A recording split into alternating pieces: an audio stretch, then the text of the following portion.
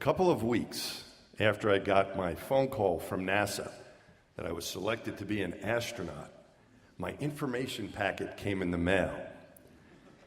And the cover letter had a paragraph at the beginning that said, "Congratulations." And then there was the second paragraph, and it said, "Practice your swimming. You will be required to pass a swim test in order to go to water survival training with the United States Navy in Pensacola." And I could not believe this, because after years of applications and interviews and medical examinations from head to toe and an extensive background check, never once did anyone ever think to ask, "Do you know how to swim?"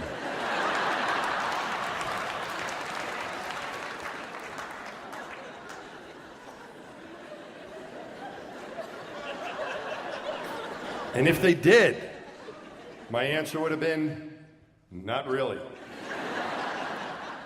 Although I grew up on Long Island and was surrounded by water my entire life, I didn't like swimming and I completely hated the water. I was a skinny little kid who was always freezing when I got wet, and I didn't like having my head under the water. I couldn't breathe. I didn't like having chlorine in my eyes. When I would go to a pool party, I would go on my tippy toes just so my head was exposed and pretend like I was having a good time. And now the one thing that I hated and avoided my entire life had now become the one thing that I had to do well, and the one thing that was going to stand between me and my dream of flying in space. I wasn't going to let that stop me. I had the summer to get ready. I took my kids to the pool every day, and I swam, and I practiced, and I practiced, and I practiced. And at the end of that summer, I reported for duty at the Johnson Space Center, a much better swimmer, but still very, very nervous about what I was going to have to do there. And I reported there with 43 other new astronauts, but we weren't really astronauts yet. We were astronaut candidates, or as our senior astronauts called us, ass-cans.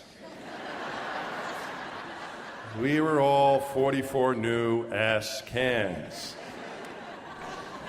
And in our initial briefing, they told us how we could grow up to be astronauts. And they gave us a list of things that we were going to be doing over the next 2 years, all the different examinations and qualifications that we would have to get in order to do that. And the very first test we were going to have was the swim test. And I was like, really? Can't we have like a math quiz or a physics test? And then the briefer went on and said, okay, all the strong swimmers in this class, raise your hand. And a couple of the military people raised their hand. We had a Navy diver raise her hand. And then he asked, okay, all the weak swimmers, raise your hands and be honest. And I sheepishly raised my hand along with a couple other egghead PhDs, And he said, great. You strong swimmers and you weak swimmers, this weekend, you're going to work together.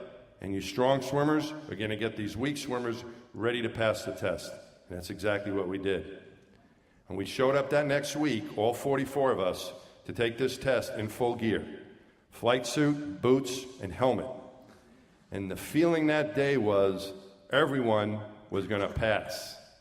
And we were not going to leave that pool until everyone passed. And we got in the water, and we did our long-distance swim, demonstrating all the survival strokes that we needed to show. We did a lap underwater. We demonstrated that we could save each other, do a rescue swim. We drown-proofed. Eventually, we got on our back with only our mouth exposed, bringing in sips of air to fill our lungs so we get buoyancy on the water. And then after you were good and tired from all that, it was time to tread water. And in the last few minutes of that tread, they blew a whistle, and you had to bring your hands out of the water. And if your hands went underneath the water, you failed, and you had to do the whole test over again. And as I'm treading for dear life with my hands out of the water those last few minutes. I'm looking around at my new classmates. I look for Mike Fink and don't see him anymore, but I see his hands.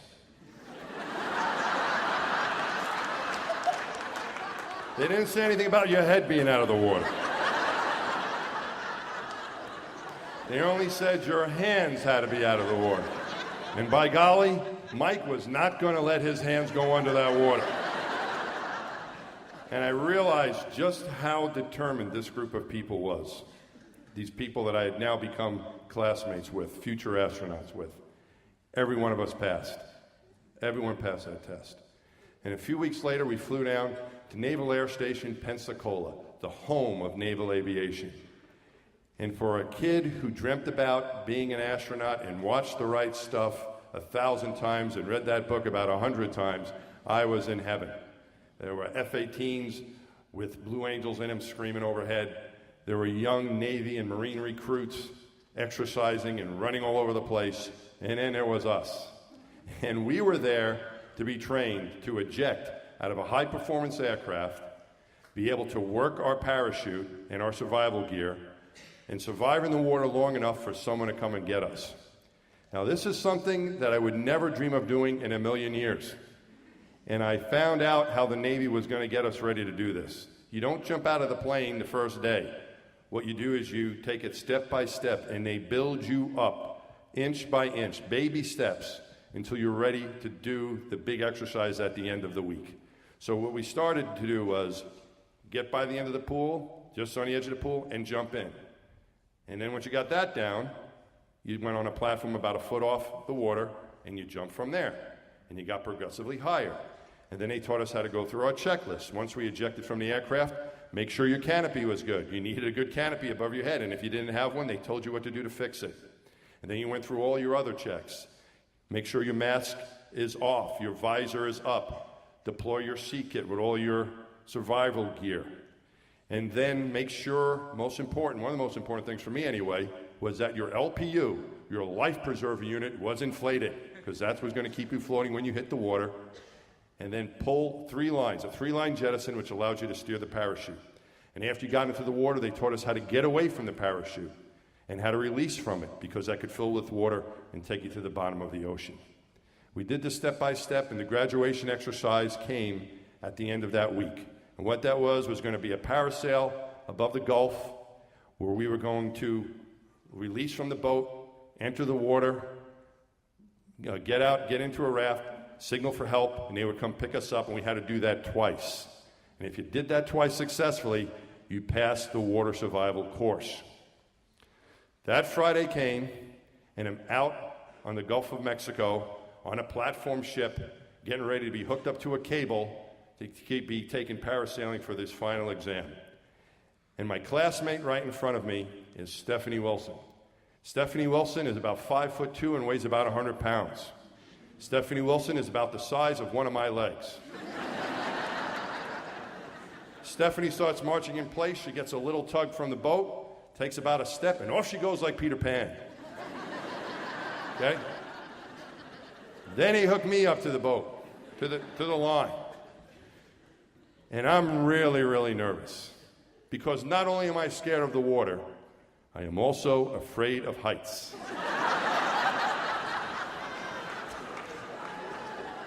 Yeah, I know, let it out. An astronaut who's afraid of heights.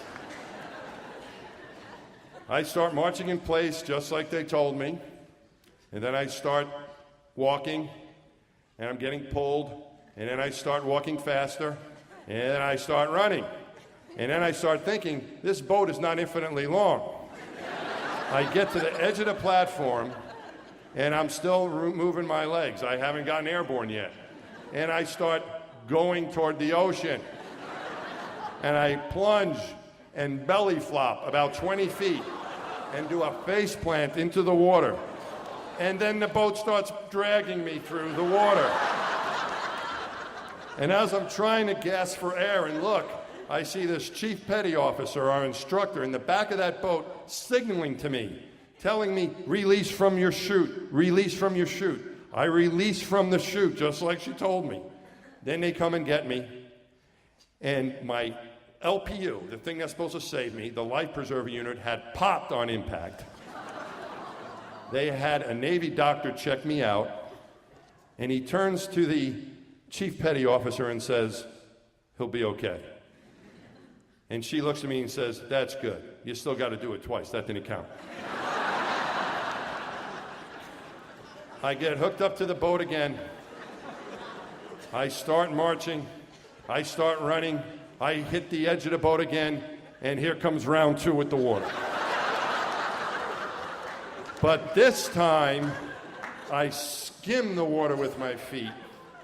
My sail inflates, and I rise above the water. And then I get a signal from the chief petty officer, the green flag's waving at me, and that means to release from the boat, and I do that. And then I go through my checklist. Canopy, visor, mask, seat kit, LPU, 3-line jettison, and I steer myself down, and I keep my eye on the horizon, horizon, horizon, let it come, wait for it, wait for it. I see the horizon coming up, my feet get a little bit wet, I release from my chute, I do my survival exercise, they come get me, and I have to do it one more time and I can pass. They hook me up again, I march, walk, run, drop. Don't get wet, come up high. And I paused for a moment, and I looked around. It was a beautiful day above the Gulf that day. I could see the coast of Florida. I could see the Atlantic Ocean. And it hit me what I was doing. What an extraordinary experience this had been. The skinny kid from Long Island was going through water survival training as an astronaut candidate, soon to be astronaut hopefully, with the United States Navy. And then I looked down at the boat, and frantically the chief petty officer's waving the flag. I release, do the whole routine again, land in the water, and they come get me. And I had this great feeling of accomplishment, more than I ever had in my life. I mean, I had gone through some tough tests as an undergraduate at Columbia. It almost killed me to get through my qualifying exam for my PhD at MIT and to complete my dissertation. But those things, for some reason, seemed doable. This was facing one of the greatest fears I had, and I had to do this in order to achieve my dream of flying in space. I just felt like a superhero getting this done. And then I realized I had become a good swimmer. Over those months of practicing and going through the swim test and all these lessons and the Navy, I had become a really good swimmer. I had swim goggles. I had a bathing suit. I could maybe do this for exercise for the rest of my life. Since that day over the Gulf of Mexico, 20 years ago, I have never swam another lap.